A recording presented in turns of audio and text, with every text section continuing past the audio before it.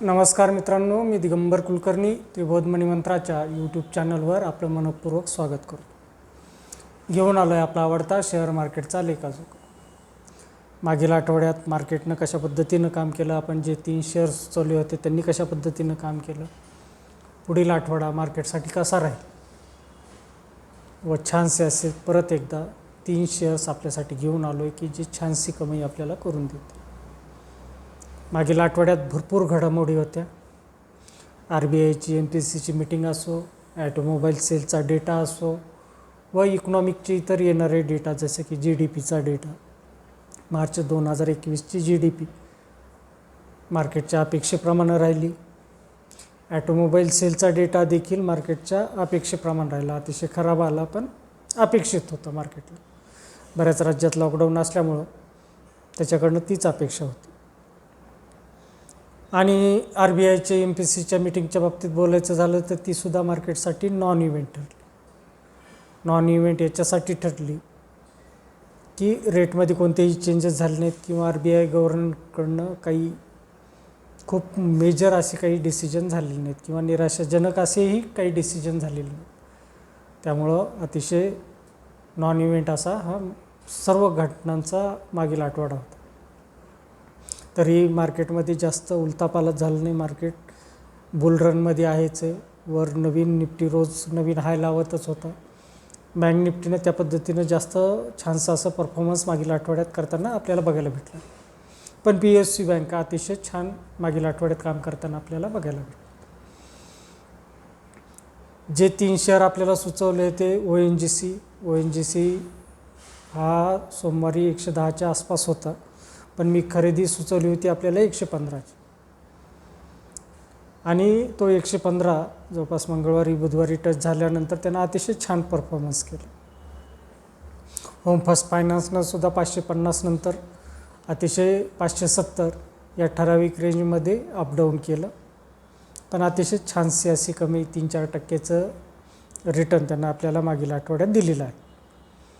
आणि तिसरा शेअर होता IGPLनं अतिशय छान पद्धतीनं 2 टार्गेट अचीव केली. तिसऱ्या टार्गेटच्या जवळपास गेलं, पण तिथं एक सायकॉलॉजिकल लेवल 600ची असल्यामुळं थोडं खाली आलं.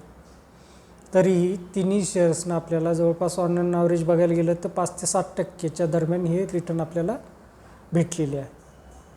व ज्यांनी अजून प्रॉफिट बुक केलं नाही ते थांबले तरी त्यांचं नुकसान होणार नाही. याच्याही पेक्षा मी सुचवलेल्या टार्गेटपेक्षाही आपल्याला जास्त पुढे जाताना आगामी आठवड्यात बघायला भेटू शकतो.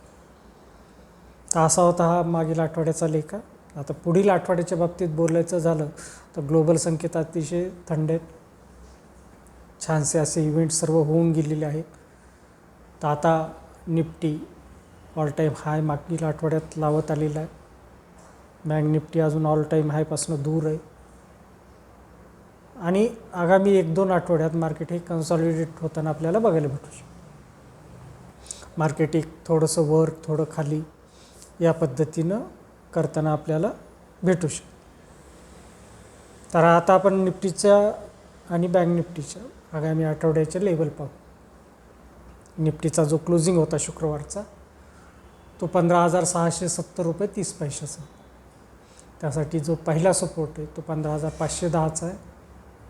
तो ब्रेक केल्यानंतर 15,360चा दुसरा सपोर्ट आहे आणि तोही ब्रेक केला तर 15,200पर्यंत निफ्टी खाली येऊ शकतो.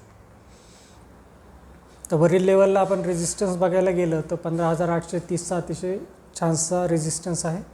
तो पार केल्यानंतर 15,990चा दुसरा मेजर रेजिस्टन्स आहे आणि तोही पार केला आणि जर सस्टेन करू शकला तर 16,140पर्यंत आपल्याला निफ्टी जाताना बघायला भेटू शकतो. पण निफ्टी 15,990 आणि 16,140 या दरम्यान फिरताना आपल्याला सेलिंगचं प्रेशर पण मार्केटमध्ये बघायला भेटू शकतं. कारण आपल्या ज्या डोमेस्टिक इन्स्टिट्यूशन आहेत ते जवळपास 14,500पासून खरेदी करत आहे. ज्यावेळेस निफ्टी 14,500 होतं त्यावेळेसपासून त्यांचं थोडं बाईंग चालू आहे. FIIचे बाईंग चालू आहे. ज्यावेळेस निफ्टी हा 15,990 आणि 16,140ला जाईल त्यावेळेस कुठंतरी प्रॉफिट बुकिंग आलेलं आपल्याला बघायला भेटू शकतं. त्यामुळे तिथं स्थिरावेल निफ्टी याची शक्यता कमी वाटते. तर आपणही त्याच पद्धतीनं आपलं जर प्लॅनिंग केलं तर अतिशय छानपैकी आपण कमाई करू शकतो. आता बँक निफ्टीच्या बाबतीत बोलायचं झालं तर बँक निफ्टीचा जो क्लोजिंग होता 15,291.65 शुक्रवारचा क्लोजिंग, त्यासाठी जो पहिला सपोर्ट आहे तो 34,940चा सपोर्ट आहे. दुसरा सपोर्ट हा 34,590चा आहे. तो ब्रेक केला तर 34,240पर्यंत बँक निफ्टी खाली येऊ शकते. तर वरील लेवलला रेजिस्टन्स बघायला गेलं तर 35,640चा पहिला रेजिस्टन्स आहे. दुसरा रेजिस्टन्स हा 36,000चा आहे आणि तो पार केल्यानंतर 36,360चा हा तिसरा मेजर रेजिस्टन्स आपल्याला बँक निफ्टीत बघायला भेटू शकतो. आगामी आठवड्यात बँक निफ्टी हा 34,240 ते 36,360 दरम्यान आपल्याला खालीवर होताना बघायला भेटू शकतो. मित्रांनो, आता आपल्यासाठी छानसे असे 3 शेअर्स घेऊन आलो आहे. पहिला शेअर आहे BEL लिमिटेडचा, ज्यासाठी मी बाय रिकमेंडेशन करत आहे 150 रुपयाला. स्टॉप लॉस वापरायचा 139 रुपयाचा आणि त्याचे जे 3 टार्गेट आहेत, पहिलं टार्गेट 155 रुपये, दुसरे 159 रुपये आणि तिसरे 164 रुपये.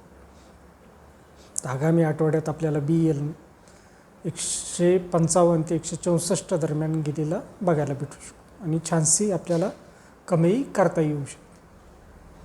मित्रांनो, आता दुसरा महत्त्वाचा शेअर घेऊन आलो आहे टाटा ग्रुपची कंपनी टाटा कन्झ्युमर, त्यासाठी मी बाय रिकमेंडेशन करत आहे 686 रुपयाला.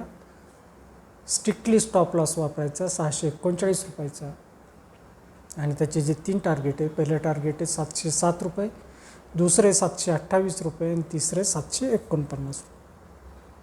तर टाटा कन्झ्युमरमध्ये मागील काही दिवसात अतिशय टाटा ग्रुपचे सर्व शेअर वाढतात, त्यात टाटा कन्झ्युमर पण आहे, पण अजूनही त्याच्यात वाढण्याचा स्कोप आहे व मागील काही दिवसात त्याच्यात जो व्हॅल्यूम चालू आहे खरेदीचा तो अतिशय छान चालू आहे. त्या दृष्टीनं हा शेअर आपल्याला निवडला आहे आणि तो चांगली कमाई आपल्याला करून देऊ शकतो.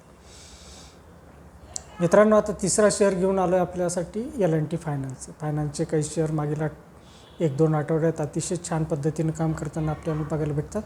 त्यातलाच हा एक शेअर आहे, ज्यासाठी मी बाय रिकमेंडेशन 101ला करतो आहे.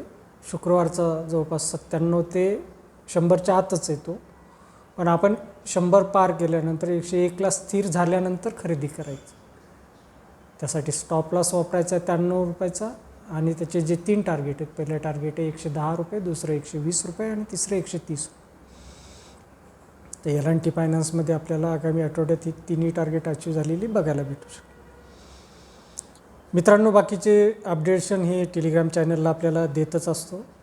ते देत असताना त्या दिवसासाठी काही शेअर्स पण सुचवत असतो.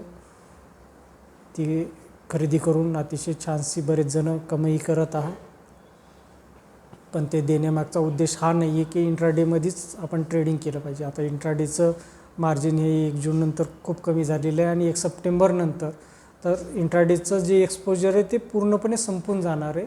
म्हणजे 100 रुपये तुमच्याकडं असत तर 100 रुपयाचीच मग इंट्राडे असो की डिलिव्हरी असो तुम्हाला खरेदी करता येऊ शकते.